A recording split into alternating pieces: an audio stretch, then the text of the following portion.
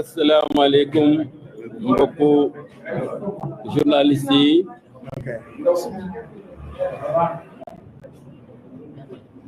ñi nga am mbégte daje ak yéen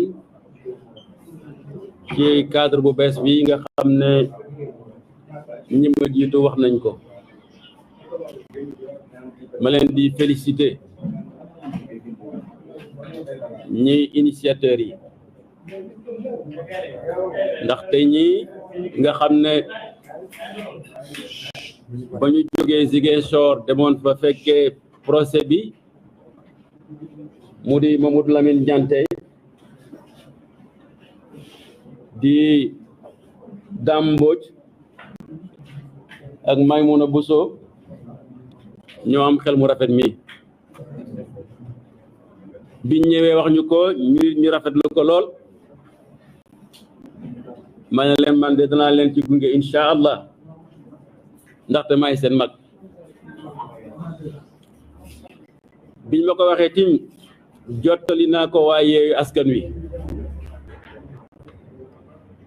te ñoom ñi ko dégg ñëpp yàlla seede na ñi ci am jot ñi ci ëpp tontu nañ ma xamal ma ne ma nii nga xam ne moom lay gunge kuréel bi ñoom it noonu lañ koy gunge kon lii beneen mbir la boo xam ne bokkul ak Yewwi Askan Wi ndaxte bu doon Yewwi Askan Wi tey xëy na daam du ci mën a bokk te daam kenn mënut a wax Ousmane Sonko bay daam Mor Ndiaye ngi nii kon tey du ci bokk ak avocat yi nga xam ne ñoom lañu tudd yooyu mooy pour éviter les confusions pour teg ci dara nag ci li nga xam ne moom la gaa ñi wax dafay jafe ndaxte li daam di wax tappale yi dafa bari li mu ko waxee te nit ñi war koy gën a xam di ko gën a dégg li fi xew lépp du kenn lu may Macky Sall mooy ndey mbil ki Thiendella ex-ministre de l'Intérieur etc. C'est Macky Sall le principal responsable te dañuy wax administration man administration laa bokk léegi-léegi da ngay rus sax parce que bu ñu ne la un ordre manifestement illégal ñu jox la ko waroo ko appliquer yoon dala ciy protéger di féliciter avocat Ousmane Sonko yi c'est de grands avocats def nañ seen liggéey am nañ ci ndam justice def na liggéeyam mais bu mu tax ñu tëdd nelaw yaakaar ne toujours lañ doon wax ci justice dañ koo dindi déedéet ndaxte liñ fi waxtaan sànq caaxaan yooyu mi ngi fi ba léegi ndaxte ñoom nee nañu Ousmane Sonko inspecteur des impôts et domaines député maire de Ziguinchor chef de l'opposition principal leader de l'opposition nee nañ mënut am portable ba dem dafa taxal portable gendarmerie ñu ne Ousmane Sonko boobu daal ñoom jàpp nañ ko teg nañ ko loxo waane Ousmane Sonko bi nga xam ne nee nañ tëj nañ ko ñaari at ci affaire Adji Sarr nee nañ Ousmane Sonko boobu daal gisuñu ko nee nañ dem nañ kër góor gi gisuñu ko nee nañ dem nañ Ziguinchor gisuñu ko nee nañ dem nañ prison bi nekk nu mu tëddee ci Sébikotane gisuñu ko nee nañ dem nañ ko seeti hôpital gisuñu ko te Ousmane Sonko boobu bind na leen ne leen man àtte bi ngeen ma àtte tëj ma ñaari at d'accord ma ci ndax lan justice boo xam ne bii bu fekkee ne moom nangu nañu loolu mooy liñ ko tëj ñaari at day nasaxaay ñu jugé waat ko mais Macky Sall nanguwu ko loolu yàq réew mi mënu ko weesu. ñii wax ko ñu demaat barki démb ki nga xam ne mooy àtte Ziguinchor ne li ngeen ko génnee ci liste électorale bi du yoon dugalaat leen ko ci. Macky Sall bañ écraser la justice, rusloo justice. ñu ngi xool nag ubbi suñuy bët ba xam justice boobu lan lay réagir ci li nga xam ne moom la Macky Sall def. Union des magistrats ñi nga xam ne ñoo yore couleeru magistrat yëpp ñiy àtte ñu ngi leen di déglu ba xamit ñoom lan la ñuy def parce que Ousmane Sonko fa mu nekk yoon moo ko fa téye yoon boobu nag moo fabaat daan teg ko ci ndoddum Sénégal ci ndoddum état Sénégal mais état Sénégal bañ na ci ndigalu Macky Sall. yéen magistrats yi ñu ngi leen di déglu ba xam lan mooy nekk seen réaction ëllëg c'est très important. Alors mais tout cela ci gàttal rek 2024 incha allah ci kàttanu yàlla Ousmane Sonko dana nekk pouvoir Ousmane Sonko dana nekk pouvoir 2024 Macky nga dégg loolu nga xam ko. mënoo ci dara bu boobaa nag amul tëdd ba 2 heures du matin rek wala guddi ngay dem di seetee xalif généraux amul de lu waay ne lu waay rendi see loxo lay laaj. Faut faire très attention. nee naa la woon Ousmane Sonko c'est du granit chauffé au volcan. mën na ko briser, c'est impossible. te loolu la Macky di essayer, il peut pas briser Ousmane Sonko et il peut pas nous briser ñun ñëpp. moo tax may lancer un appel d'abord ndaw yi nga xam ne ñu ngi jël gaal yi di dem parce que ñi ci ëpp ñëpp xat-xat yi Ousmane Sonko nekk moo tax ñu ñàkk yaakaar waaye rikk nag maa leen di ñaan xale yi bu leen dem, bu leen yàq liggéey bi ngeen doon liggéey boobu ba léegi. 2024 projet bi dafay taxaw ala kuliyal te dañoo bëgg ngeen fekkee ko. bu leen jàpp lii nga xam ne moom la Macky Sall di def di bundu xatal Ousmane Sonko, non, c'est pas possible. xam na ko moom Macky il le sait parce que yi muy def yëpp pour que son candidat Fantos mën a jàll. Je l'appelle vraiment bébé Amadou, mais il est toujours au biberon, hein. Macky moo koy jox toujours muy namp quoi, il veut pas se sevrer. Comment un candidat qui veut pas se sevrer, un candidat qui est au biberon, on va lui confier les destins d'un pays? C'est pas possible quand même. C'est impossible qu'il gagne.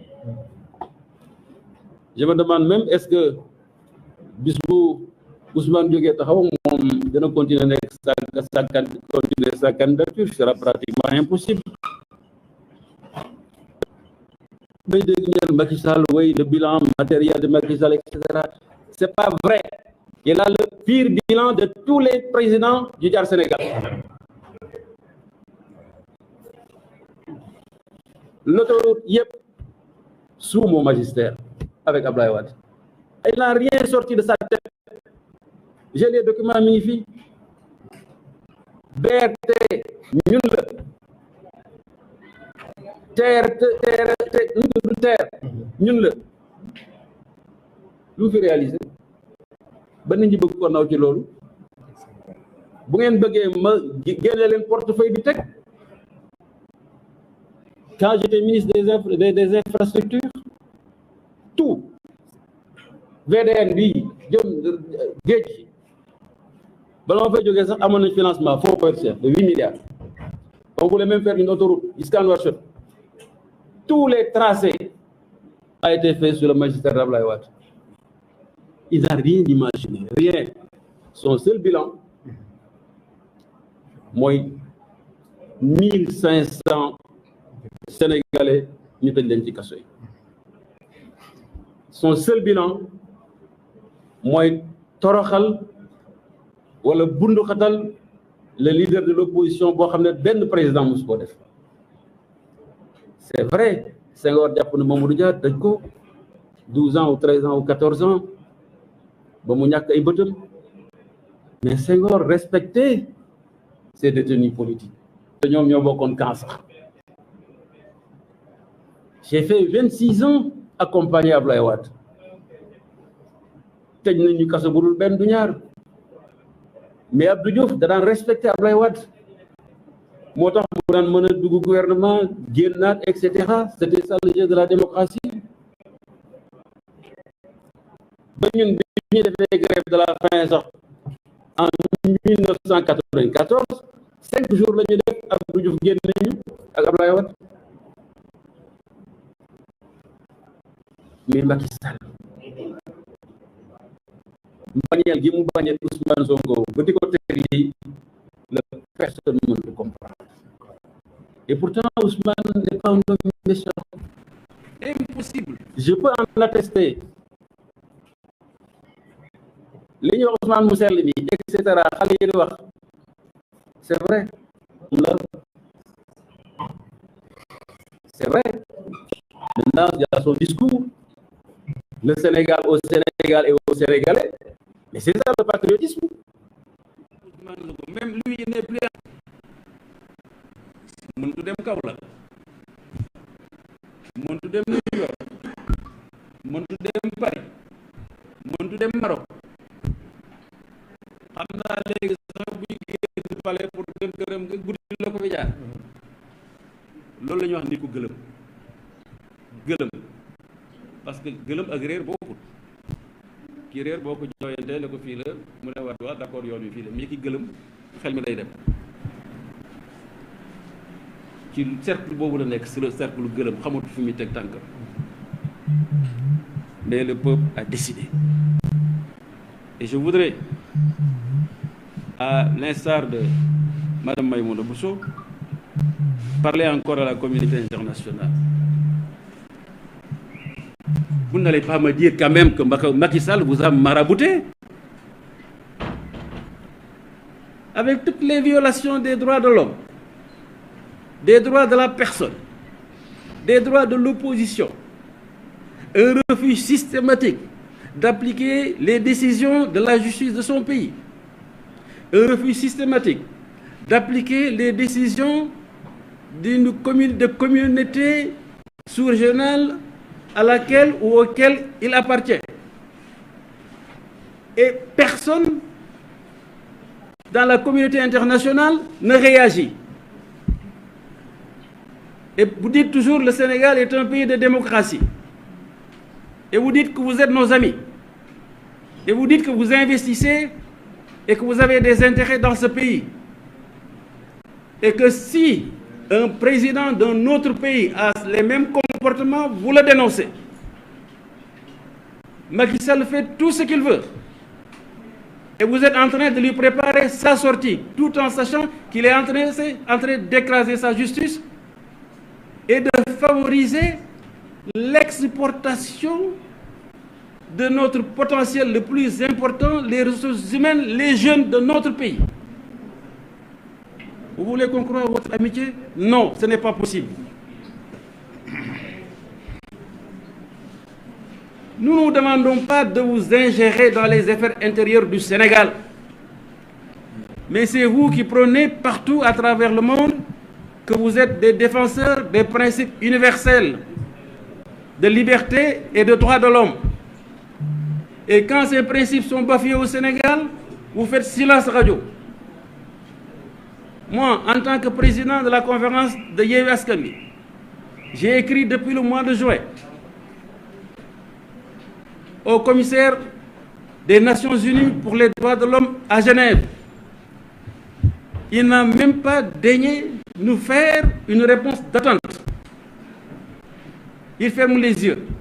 Et après, ils applaudissent Macky Sall. Et vous voulez que nous, on se taise au Sénégal? Ce n'est pas possible. Vous devriez même vous abstenir de le recevoir.